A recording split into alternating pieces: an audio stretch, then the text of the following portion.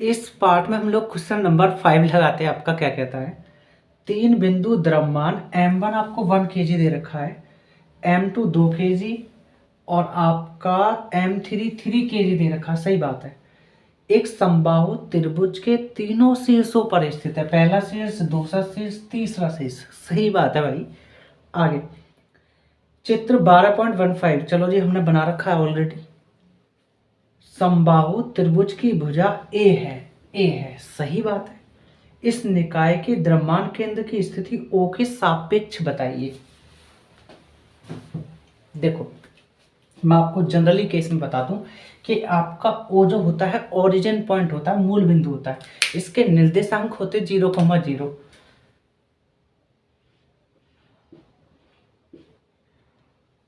ठीक, ये मैथ वाले बच्चे अच्छे से जानते हैं ये चीज क्या होता है। ठीक, अब देखो ये दूरी क्या है, एक्स अक्ष के लिए A, तो इस पॉइंट के लिए तो निकाल देंगे हम A, समझ गए, मतलब भुज हो जाएगा A जो ये दूरी है, और कोटि आपकी होती है y अक्ष, और y अक्ष क्या हो जाती है उस सिचुएशन में, x अक्ष के निर्देशांक के लिए 0 हो जाती है कोटि, मतलब y अक्ष के लिए, तो ये आपका 0। तो ये पॉइंट तो हमें पता लग गया A का A,0, इसका पता 0,0। चलो सही बात है। अब तीसरा पॉइंट इसका हमको पता नहीं है। अब पहला द्रव्यमान कितना दे रखा है, m1, चलो जी, दूसरा m2, तीसरा m3। अब ये पॉइंट निकालेंगे कैसे। अब इसके लिए हम लोग क्या करेंगे, अभिलंब डाल देंगे एक,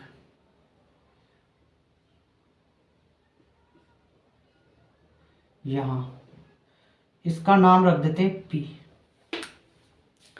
और हम लोग जानते हैं कि समबाहु त्रिभुज की तीनों भुजाएं बराबर होती है, ये भी और ये भी। ये A है तो ये भी A होगा, ये बात सच है। ये भी A होगा, ये भी सही है। प्रत्येक कोण 60 डिग्री के होंगे, ये कंफर्म है, उसकी क्वालिटी मतलब पहचान है, तो ये भी 60 होगा। और जब ये 60 होगा तो वो भी सही बात है। यहाँ तक क्लियर हो गए। अब ये पॉइंट कैसे पता करें, ये बड़ी दिक्कत है। ठीक है, ये हम लोग दुविधा में पड़ गए। अब दुविधा में पढ़ने की जरूरत नहीं है भैया। हम लोग क्या करेंगे, यहाँ से इस त्रिभुज को लेकर, समकोण त्रिभुज लेकर के हम लोग क्या करेंगे, साइन और कॉस के मान निकाल देंगे, बस हो जाएगा। तो उससे पहले हम लोगों को जो डाटा दिया है उसको हम लोग लिखना पड़ेगा। हमको लिखते हैं इसको।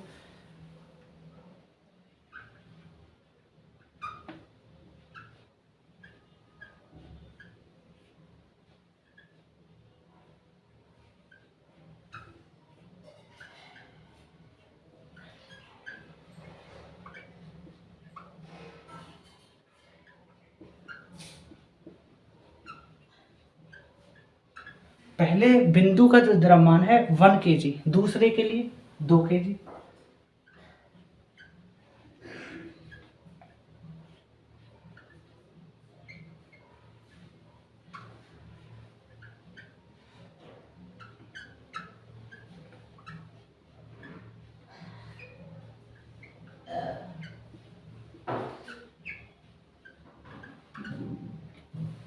ठीक, तीसरे बिंदु के लिए द्रव्यमान क्या हो जाएगा, 3 kg।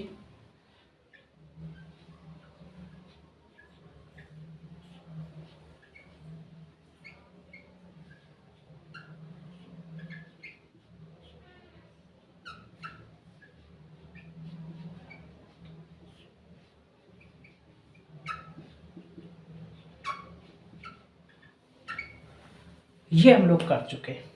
अब चलेंगे हम समकोण त्रिभुज ओ पी बी से।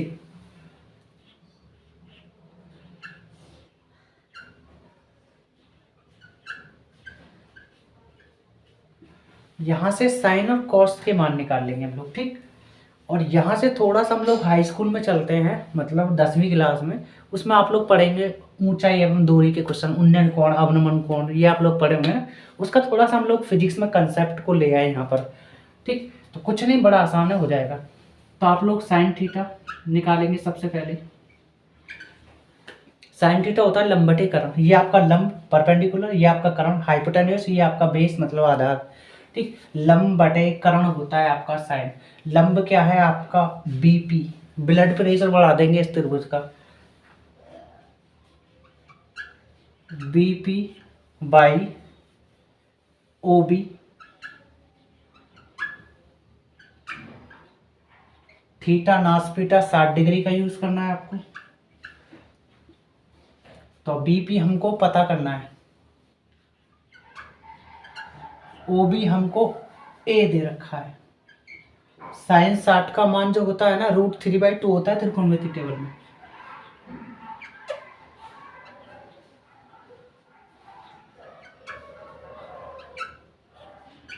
तो ये उधर चला जाएगा।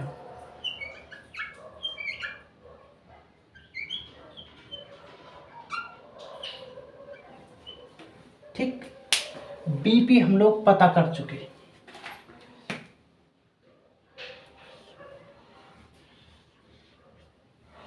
चलो जी, अब निकालते हैं यहां से साइन निकल के, अब कोस निकाल लेते हैं, आसान है।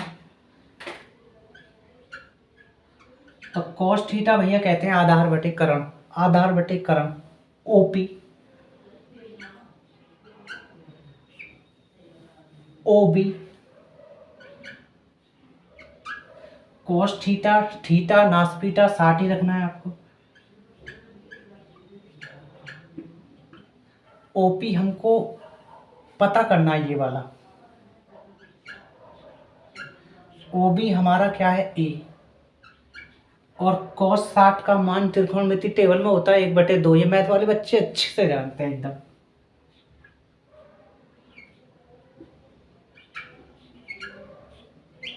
ये उधर चला जाएगा, मतलब ओपी मिलेगा a/2।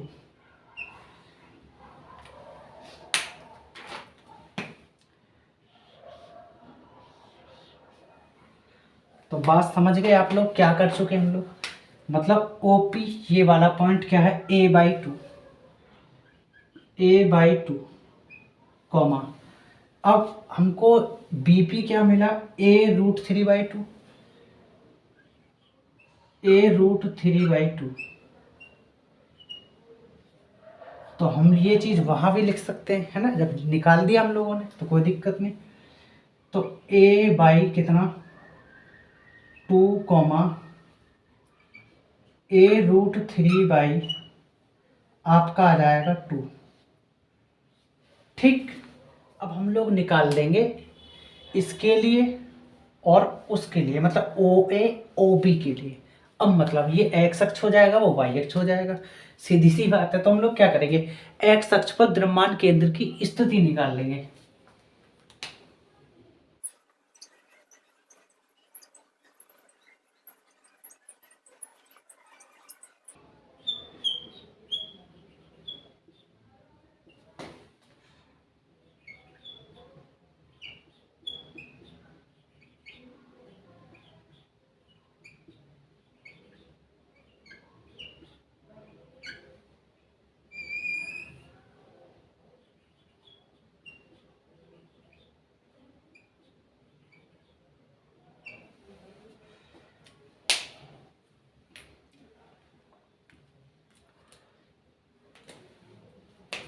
तो ये होता है हमारे लिए formula, m1 plus m2 x2 plus m3 x3 by m1 plus m2 plus m3।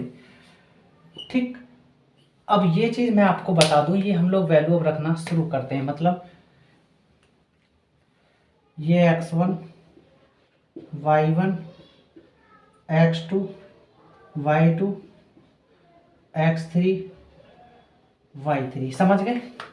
m1 m2 m3 है, बस रख देंगे वैल्यू सीधा सीधा। तो XCM बराबर m1 की जगह 1 kg, x1 की जगह 0,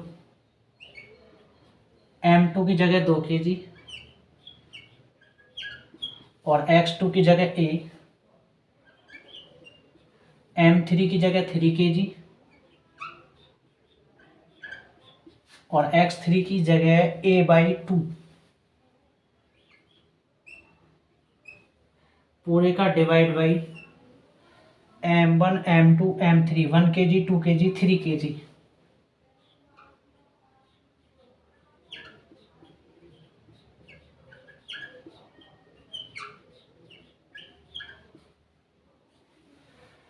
ठीक, ये तो 0 बन गया क्योंकि 0 की गुणा करोगे, बाकी ये बचा। तो आपका बचा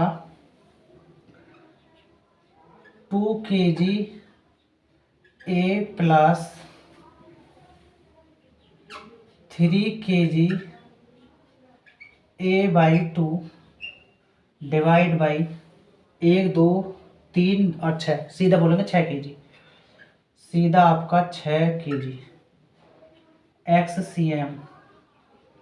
तो XCM आपको मिलेगा सीधा सीधा, एलसीएम ले लेंगे, 2 दूनी 4, 4 kg A plus 3 kg A, ये 2 नीचे आ जाएगा, 6 दूनी 12, तो आप ऐसे कह सकते हैं 2 गुणा 6 kg।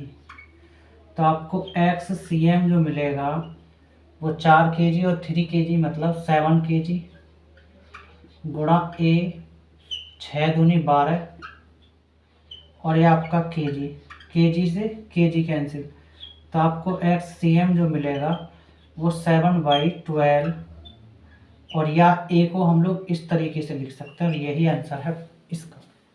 अब निकाल लेंगे हम लोग y अक्ष पर द्रव्यमान केंद्र की स्थिति।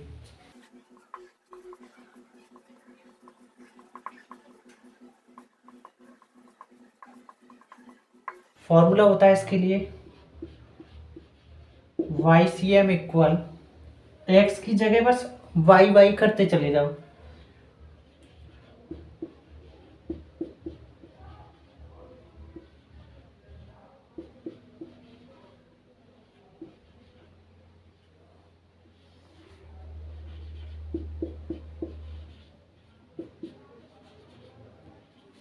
YCM equal M1 Y1 plus M2 Y2 plus M3 Y3 upon M1 plus M2 plus M3, same ही है,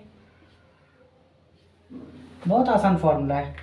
अब क्या करेंगे हम लोग, वैल्यू रखना शुरू कर देंगे, बस आसान है ना।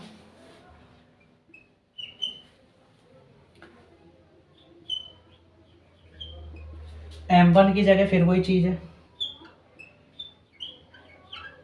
x, और Y1 की जगह आप लोग 0 रखेंगे, M2 की जगह आप 2 kg रखेंगे, Y2 की जगह आप 0 रखेंगे, M3 की जगह 3 kg रखेंगे, और Y3 की जगह A√3/2 रख देंगे आप लोग।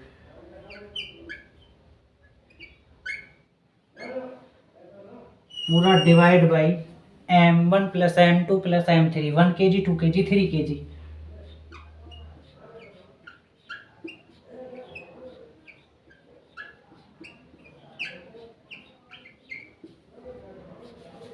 ये तो 0 बन गया, 2 kg, ये भी 0 बन गया, बचा क्या आपका, बचा इधर लिख देते हैं हम लोग, ठीक है। तो YCM इक्वल 3 kg, एक काम करो 3√3 kg गुणा A डिवाइड बाई 2 है, और इधर ये 6 बन जाएगा, 2 1 2 3 और 3 6 kg, kg से kg कैंसिल। तो आप इसको कैसे लिख सकते हैं बेटा, इसको 3√3 डिवाइड बाई 6 दूनी 12, और ये आपका A, ये वाला, इसको इस तरीके से लिख सकते हैं, और ये पूरा का पूरा क्वेश्चन आपका सॉल्व हो जाता है यहीं। हेलो दोस्तों, अगर मेरा पढ़ाया हुआ समझ में आता है तो आप लाइक करें और सब्सक्राइब करें, और ज़्यादा से ज़्यादा मेरी वीडियो को अपने दोस्तों तक भी शेयर करें।